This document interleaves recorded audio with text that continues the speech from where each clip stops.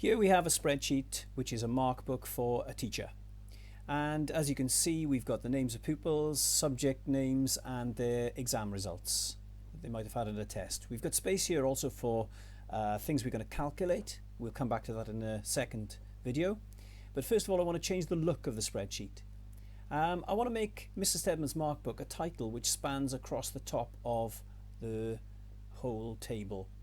The way you do that is with the data in cell A1 in this case, highlight across the column. I'm going to go right the way down to column Q, and we use this option here which is merge and center, and that merges the cells from column A to column Q in row 1 to make them one cell, and it centers them. We can do things like make the font bigger, and we can change the font style too, fill color and such like. We can also use the tool here which is the grid tool to make an outline to give some sort of definition to the table, and we could do that in other areas too. So that is the first step here. In fact, I think I'll make a grid around that as well. That'll look quite nice.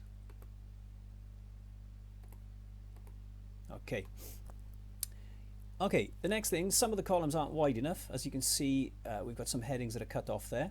You could individually make them wider by clicking on the column boundary between each of the columns and drag them out, but you might end up fiddling about a little bit trying to get it just right. An easier way, click on the column to the left of the column letter A and above the row number 1, and you highlight the whole spreadsheet. Notice what happened there.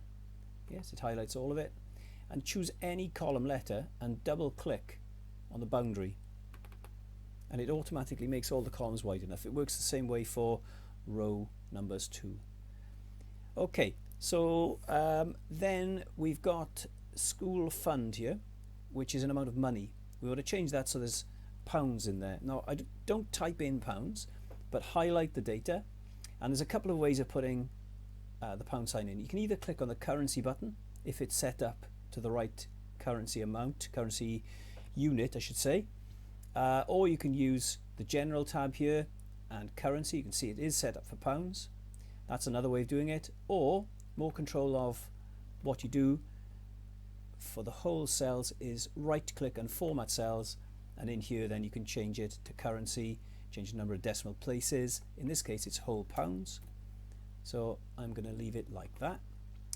I want to change this column now so that the data is centered, so I'm going to highlight the column and click on the center button. Okay, so that's made our spreadsheet look a little bit better. You can use fill color and other tools to make it look a little bit more professional, but we're ready now to start thinking about formulas.